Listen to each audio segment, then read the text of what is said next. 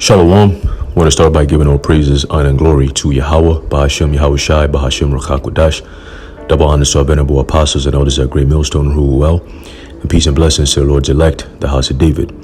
There's a brother Aaron coming back at you with another lesson, Lord willing, be edifying and uplifting unto the elect. All right, and I'm going to title this, What is the Malthusian Theory? Okay, and the reason why I wanted to touch on that today is because, seeing the current events, global events that's happening, there was only one thing that I could think about. All right, going into the concept of so-called depopulation that these devils are, trying to do. Number one, they're doing it with the Vanessa, all right, and many other forms of biochemical attacks, all right, biological, and so on and so forth that they're going to be doing. All right, I was reading an article which my brother did a video on. All right, that in New York City, they're going to be testing what they call safe, all right, potentially safe gases, in the subways, man. And, automatically I'm like, yeah, you can't trust these devils. Okay, the first thing you start thinking about is, is a test. They call it an experiment, but it's a test that we know, looking at the New York subway system, especially being that it's underground. All right, and they mandated that you have to be masked. You have to wear a mask, and if you're not wearing a mask, you could be fined $50 or more. All right, so why would they be testing a gas in an underground space where people are wearing masks? Because it's a test to see very soon. All right, we've been saying it very soon. Them gas chambers, man. But they're testing to see, all right, how much are these people going to be, how much gas is going to take to get these people out? How much gas is going to really take to really gas these people out of here? So that's the first thing I thought about. And then people wearing a mask, is going to slow the process down a little bit. So even with that, keep going back and forth in the subway, staying in the train, being on the platform, breathing all those toxins in you, no matter if they say it's safe or not. All right, it's still chemicals. All right. And there should be no reason why they testing chemicals in a public space where people are actually going to be every day, unless they have a very sinister plan to do so. Okay, but once you understand that this whole thing is all about killing people and depopulating, everything they do, you should understand, is feeding into that goal of depopulation. Okay, which leads me to the point, the Malthusian theory. Okay, and that is why, okay, you have the current food shortages globally, and here in America, Babylon the Great. You look on the East Coast, you look on the West Coast. All right, all you see is what they say is a whole bunch of cargo ships that are just waiting to be unloaded. Some of them are stuck on sea. Okay, so it's a lot of food and products. All right, product that's being held back. And I was even saying in the chat yesterday, like, it just came to my mind that now they're going around firing people, they're firing health workers and so on and so forth, and then they're replacing them with the National Guard. So why don't you call upon the National Guard and go unload all those ships that are stuck on the sea? Since you claim the National Guard step in and do everything, it's an emergency, right? Yeah, so why don't you get them to get on the trucks, and start delivering food? They were quick to go deliver them Vanessas when it came out. Oh, we're going to use the military to bring it out and this and that. Why don't you use the military to do this? But that's how it goes to show you it's all orchestrated. They're doing all this stuff on purpose. Okay, now let's read a little bit about the Malthusian theory. Okay, otherwise known as Malthusianism. Okay, and it says, it's the idea that population growth is potentially exponential while the growth of the food supply or other resources is linear, which eventually reduces living standards to the point of triggering a population die-off. Okay, so we know this is leading straight to that. Okay, they're doing a great job where they shut down businesses so people can't work. Okay, they're restricting travel. Okay, so you can't move from one place to another to seek some type of refuge. Okay, and now everywhere you go, they're triggering what it looks like a cutoff of the food supply. Okay, and then they're gonna turn around because you notice right when this this Crown 19 talk thing was starting to die down a little bit. We told you that the next thing they're going to do is what? Climate change. And that's the next thing. So in the name of climate change or climate crisis or whatever it might be, our planet is under immense pressure, and there's too many people on the earth, and the resources are too, it's not enough for all of us. You have Fauci saying, if you're not Vanessa, you shouldn't be taking up the resources and living life and doing things that those who are Vanessa, can do. And it's like you went from, America's top doctor, scientist, whatever, expert, disease expert. Now you're talking about people's freedoms. It goes to show you that was the goal from the beginning. They're all part of the plan. That's why they're all going to be in slavery. They're going to get rounded up and thrown in concentration camps. In the kingdom, our concentration camps. All right. But so let's keep reading. All right. It says this event called the Malthusian catastrophe. All right. Also known as a Malthusian trap, population trap, Malthusian check, Malthusian crisis, Malthusian specter, or Malthusian crunch, occurs when population growth outpaces agricultural production, okay, causing famine or war, resulting in poverty and depopulation. Okay, that's exactly what is down the pike. All right, that is what you can expect in the next coming weeks and the next coming months. All right, it's something that's been engineered. It's been orchestrated to have the outcome that we're about to experience very soon. Okay, you've had so-called experts and analysts saying that this so-called Christmas, there might not be no Christmas, man. You see, there might not be any Christmas, and I believe Fauci was trying to let people know that. He said he doesn't believe you people should be thinking about Christmas right now because we're not really out of the fight yet. That type of shit. But what he meant to say was, if all plans go as they have had or planned to have, you ain't gonna have no happy Christmas and all that extra stuff that you had last year. Forget about that.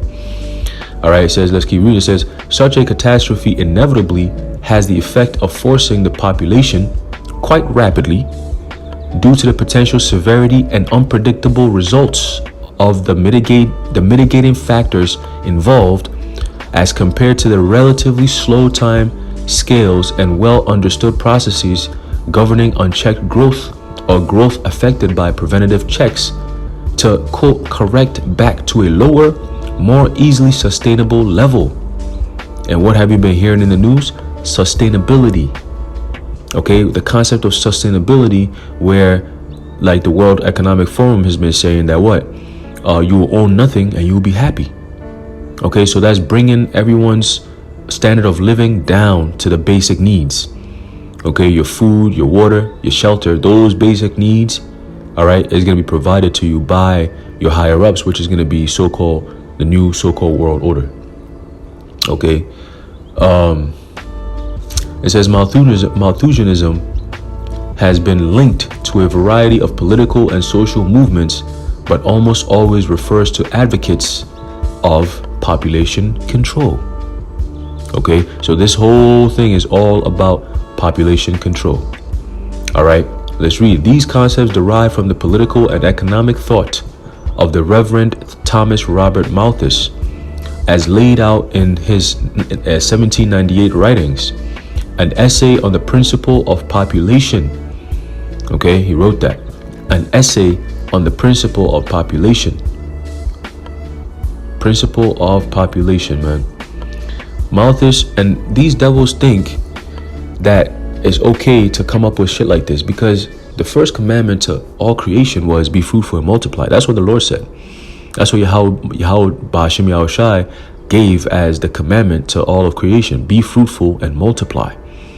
So if the Most High hadn't created enough resources and a big enough land to have all these different diverse creatures on this earth at the same time, and then also tells them to be fruitful and multiply, you don't think he had provided a space for them to dwell and live in harmony without, one man jumping on another trying to kill him and, limiting his life choices and all these different, you don't think the Lord planned all these things already? So Esau trying to play God like it tells you in the book of Second Thessalonians, the second chapter. Okay, he opposeth, all right, and exalteth himself above all that is called God. Okay, so he opposes the righteous ways that the Most High has created. Okay, and then what does he do? He says that, okay, though it's righteous, look at me as God. Put all those righteous things aside, and I'm going to be called God. If you think of the image of God, you think of me, a so-called white man, an Edomite. Okay? Man, these devils are they're gonna, man. All right? But this is their concept.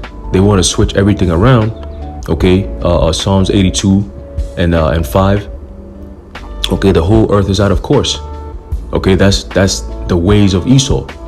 All right, Job 9:24, the earth is given into the hands of the wicked. That's why everything is backwards. There's a whole bunch of sodomy, pedophilia, all kinds of madness that's going on in this world. Okay, that is trying to be normalized. But those who stand on truth in Yahweh B'Shem Yahushai, the children of Israel, all right, starting with the elect, we stand on something way above and beyond what the world comprehends. That's why they look at us weird. That's why they say we are a hate group and all these different things. But we're actually a truth group. Okay? If America is supposed to be built on principles or the principles of the Bible, then you're in trouble. You are in trouble. If you claim to believe on the Most High, all right, these so-called presidents who swear on the Bible, okay, and run around talking about in God we trust, but yet America's in trouble. Okay, because you're lying. Okay, you're lying, and you don't get to plead your case to the police officer when you're in court. You can't come to us and be like, why are you guys doing this and that? We're not the one bringing the judgment. We're already reading. We're reading the judgments. We're not bringing it.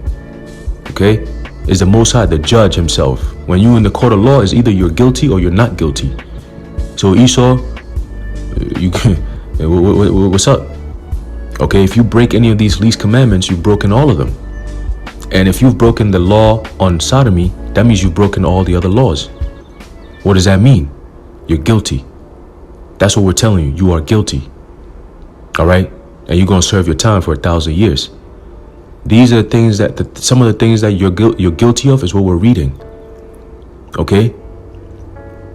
It says, Malthus suggested that while technological advances could increase a society's supply of resources such as food and thereby improve the standard of living, the resource abundance would enable population growth, which would eventually bring the per capita supply of resources back to its original level.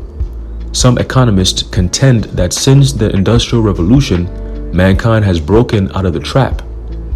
Others argue, and that's why the World Economic Forum, headed by Klaus Schwab, okay, who's really a Rothschild, okay, he keeps saying that the fourth industrial revolution is not going to be with machines and so on and so forth, but it's going to actually be the human. Okay, we are going to be changed, or what they want to change, because they want to be the Most High. Like the Most High said, he's going to change us, like it tells you in I believe it's 1 Corinthians the 15th chapter, or I think 2 Corinthians 15th chapter, where it talks about, actually let me get it real quick, where it talks about the Apostle Paul was saying that we shall not all sleep, but we shall be changed. Okay, at the last trump. Let me get that real quick.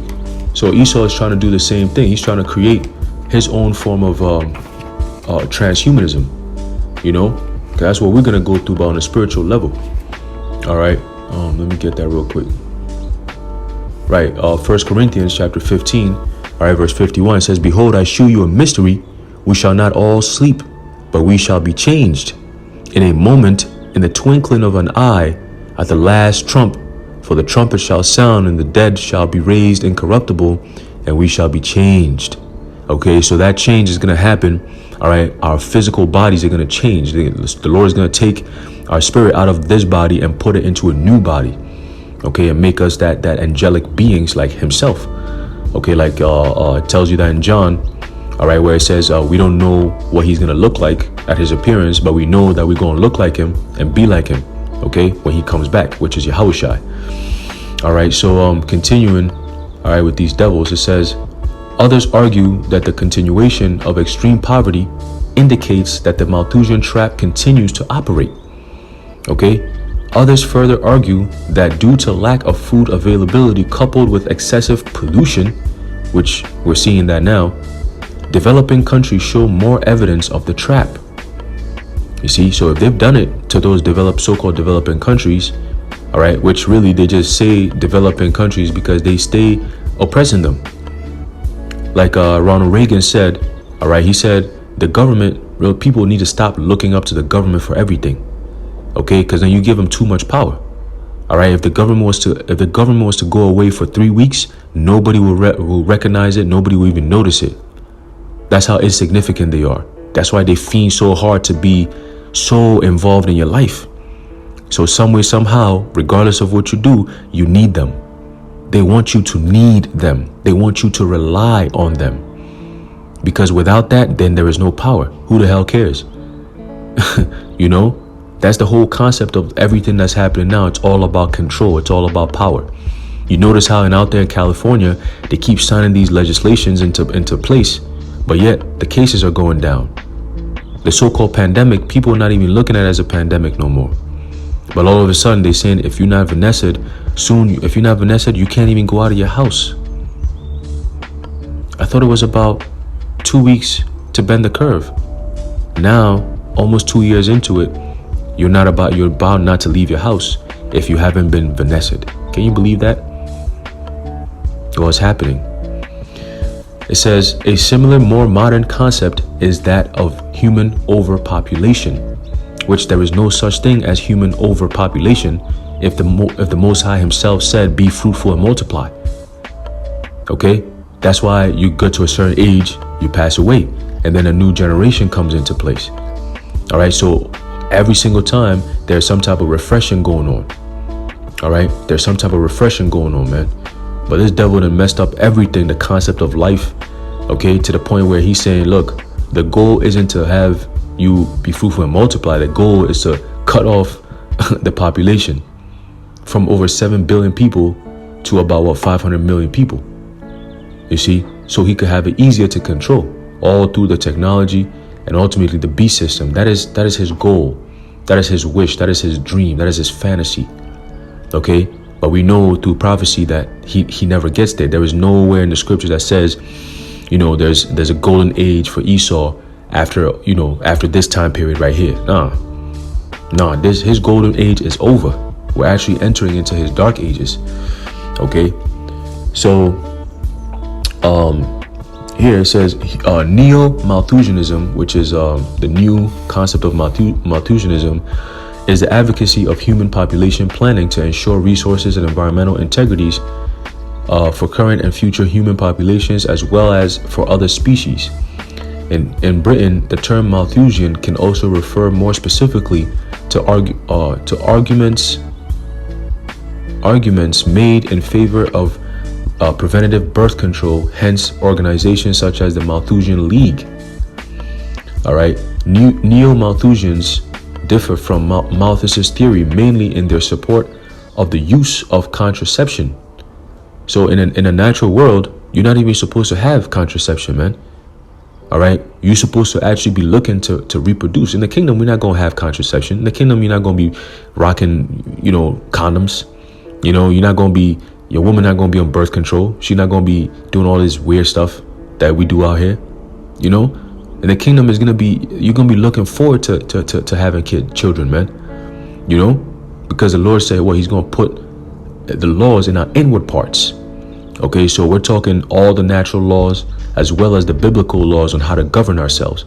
Okay, all those things are going to be in us, so we're going to be made perfect. We're going to understand things. It's going to just be easy. Okay, we're never going to go off. All right, life is just going to be perfect, man. That's what it means to be in the kingdom of heaven. Bliss, beauty, perfection, harmony, rest. Okay, joy, power. You know what I'm saying? Eternity. Like these are all just little words that I could use to give you a little idea of what we're coming into. Okay. So it says here, Malthusian. Okay, we read that. All right. Malthus, a devout Christian. You see how Esau is? The devil that he is. You see, he hides behind all these little things. Because he's wicked, he could just hide behind being a Christian and everyone, oh yeah, he's Christian, He's a devout Christian. Believed that self-control or abstinence was preferable to artificial birth control. But yet he's the same one who said, what? We're going to depopulate the earth by creating hunger. You see how these devils contradict themselves? You see? A liar and a deceiver. It says he also worried that the effect of contraceptive use would be too powerful in curbing growth. You hear that? Conflicting with the common 18th century perspective to which Malthus himself adhered, that a steadily growing population remained a necessary factor in the continuing progress of society generally. Modern neo-Malthusians are generally more concerned that Malthus was with environmental degradation and catastrophic famine than with poverty. Malthusianism has attracted criticism from diverse. All right, that's enough. So I'm gonna move on. I want to read something else from the book, "The Impact of Science on Society" by Bertrand Russell. Okay, and when you go to page 25, it goes into the general effects of scientific technique. All right, and that goes into the concept of how at some point science was used to try to understand the world, but now they've advanced so much. Scriptures say that these devils are wiser than Daniel. Okay, they've gotten to the point that technology has become so quote unquote advanced that they want to use it to control the world. No more understand the world, but they want to control the world. All right, and that's where you have the 13th chapter coming in. All right, because without the people there is no world. All right, so it says, page 25, the second paragraph, it says, now I'm gonna start off at the first paragraph. It says, so far I have been considering only techniques derived from physics and chemistry. These have up to the present been the most important, but biology, physiology, and psychology are likely in the long run to affect human life quite as much as physics and chemistry. Take first the question of food and population. Those two things they go together. Okay, soon you're going to be hearing them telling you that we need to depopulate the earth to save the planet. So they're going to take some very dehumanizing tactics against those who are not compliant. So it's easier for public opinion's sake, it's easier for the people to support that idea that some people have to be eliminated. It's not going to be something that's immorally, concerning. Like, yo, you going to kill people because there's no food? Like, what are you talking about? Like, nah, we're not going to look at that like that. So they'll use dehumanizing tactics and provoke, persecute. All right. So it will make the people even hate you. So it's easier for them to come in and say, okay, you got to go.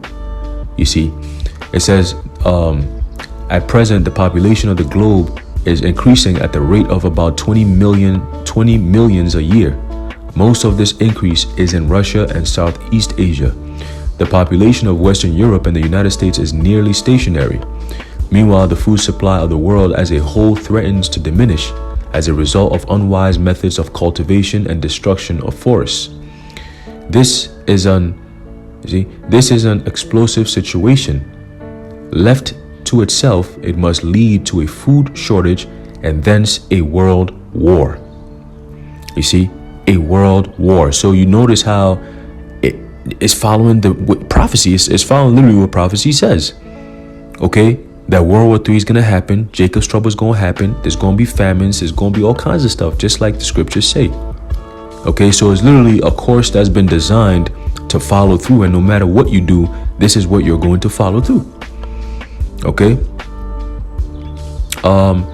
It says vital statistics in the West are dominated by medicine and birth control.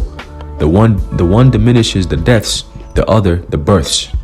You see, the result is that the average age in the West increases. There is a smaller percentage of young people and a larger percentage of old people.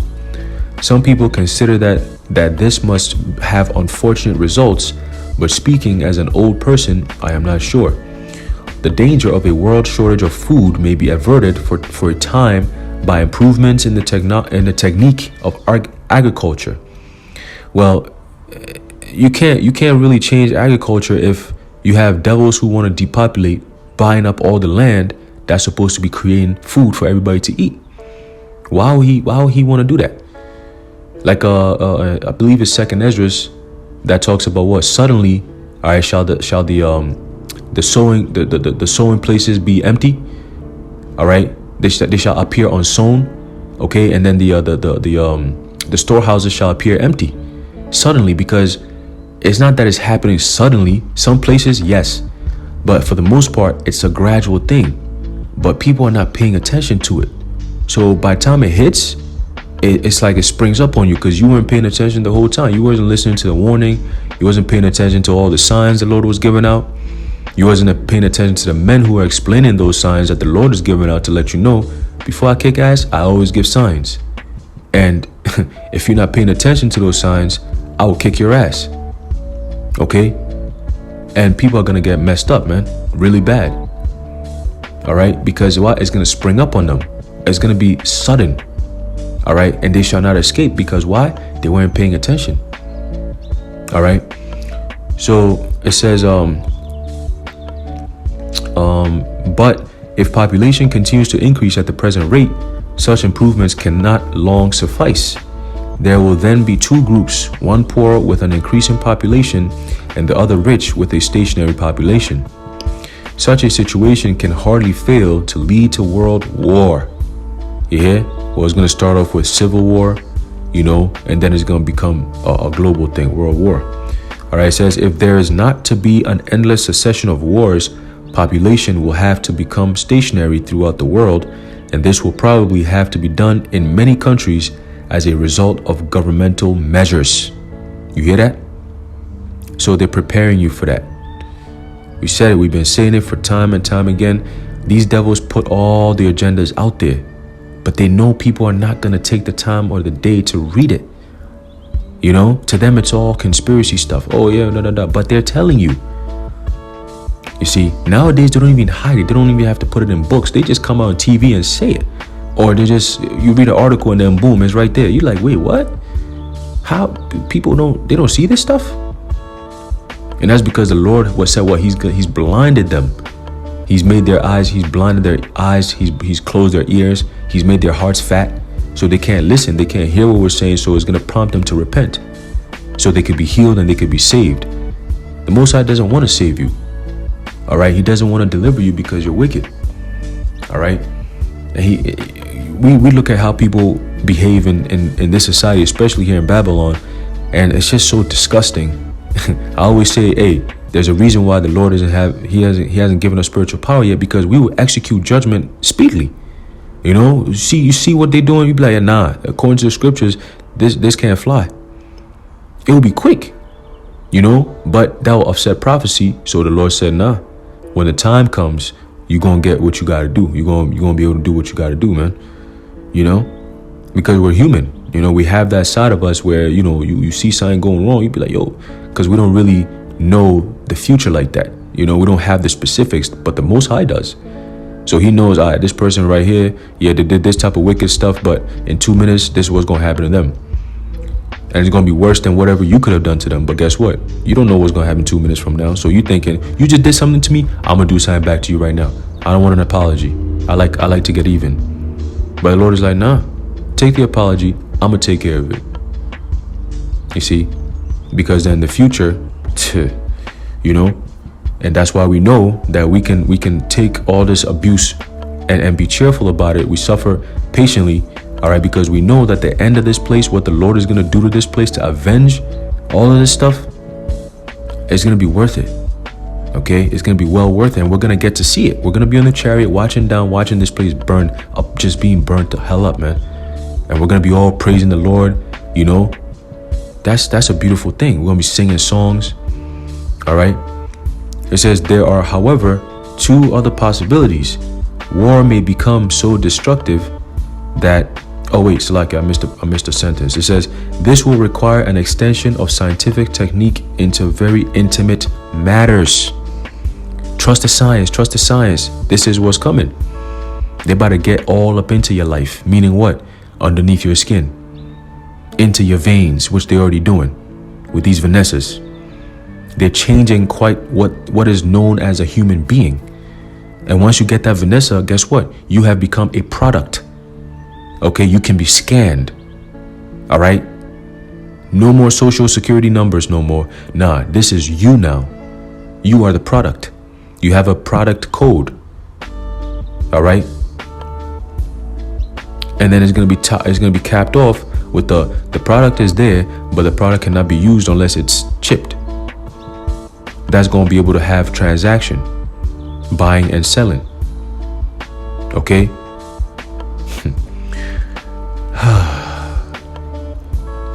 It says, there are, however, two other possibilities.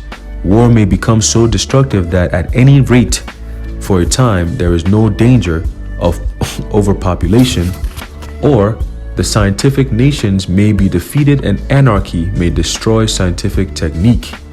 Okay? And that's what's going to happen. The Lord is really, Yahushua is the ultimate Deus ex machina, man. Okay? The Deus ex machina. He's the unstoppable machine that's coming down at an unexpected time in human history, for the world, of course, but for us, we're expecting it. And he's going to change the course of nature. He's going to change the course of the ways of living. All right? The earth is about to be changed, man. It's about to get a makeover. Okay? The scripture says the earth abideth forever. All right? So the earth is always going to be there. But the course in which it runs is going to change. That's all that's happening. You're just changing the way things are done to a different and better way, the best way possible. All right, the best way possible. And we're going to get a precept and I'm going to close it out. All right. This is what we're waiting for, man. And every righteous spirit should be waiting for this. All right. Looking at the world and the conditions it's in now, looking at our people and the way they're living. And it's like, man, we're looking for something better, a new heaven and a new earth wherein dwelleth righteousness, man. Okay. So this is the book of Proverbs chapter 29, verse 2. When the righteous are in authority, the people rejoice. Okay. And right now, people are not rejoicing. Okay. These wicked devils are in power and they're the ones causing all this harm. And now they're waging war on the people.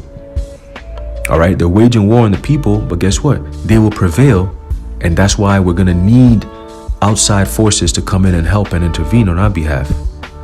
Okay, because the Lord has given them the power to go as far, okay, as the Lord allows them to go.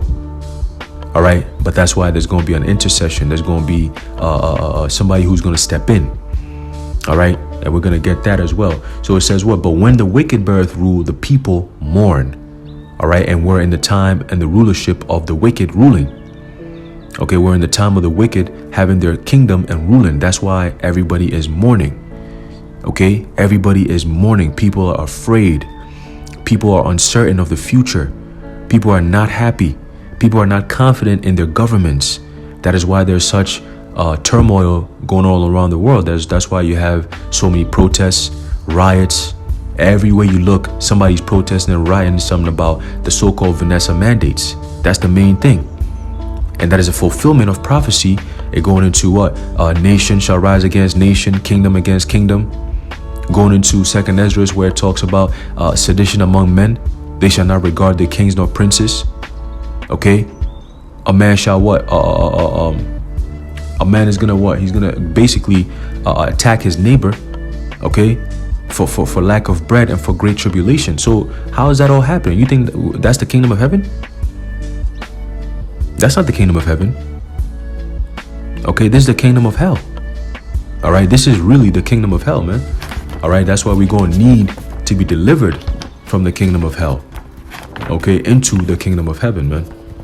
All right, and this is how it's going to start. Okay, there's a book of Daniel chapter 12 verse 1. It says, and at that time, all right, and that time we're entering into, okay, the time known as Jacob's trouble. All right, the time known as Jacob's trouble, as it tells you in Jeremiah 30:7. Okay, it says, and at that time shall Michael stand up, the great prince which standeth for the children of thy people. So that great warrior, okay, that great prince, that great son of the Most High. Okay, one of the sons of the Most High. Really, he's the third in command.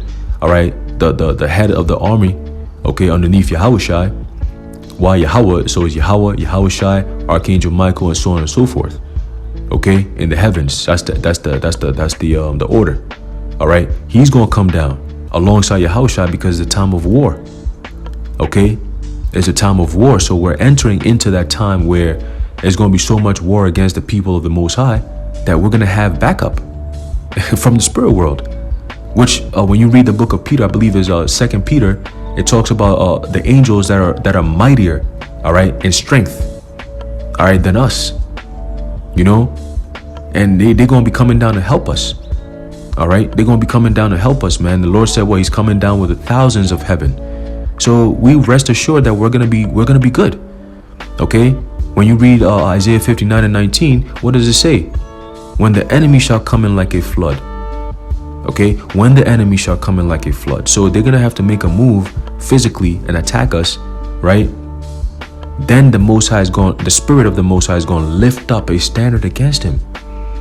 Okay, so we believe that. We know that. We believe that because the Lord has given us the spirit to believe that. All right. So Archangel Michael is something we're expecting that. We're gonna see that happening. Okay, and he's gonna come in, that great prince, which standeth for the children of thy people, the children of Israel, starting with the elect. Okay, all the 12 tribes that make up that one nation of Israel.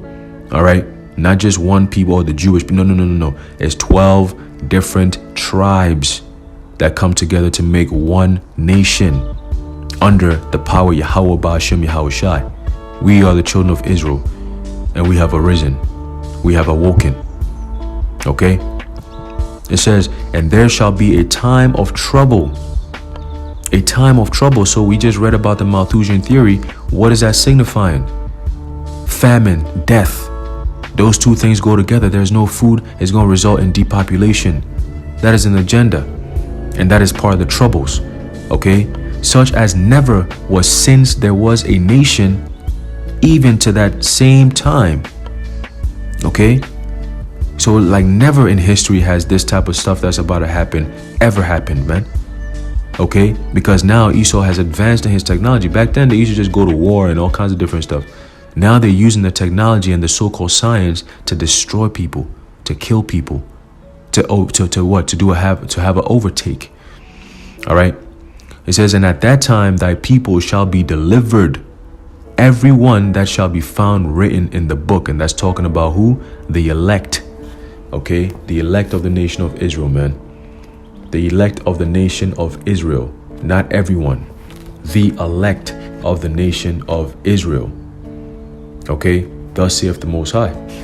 All right.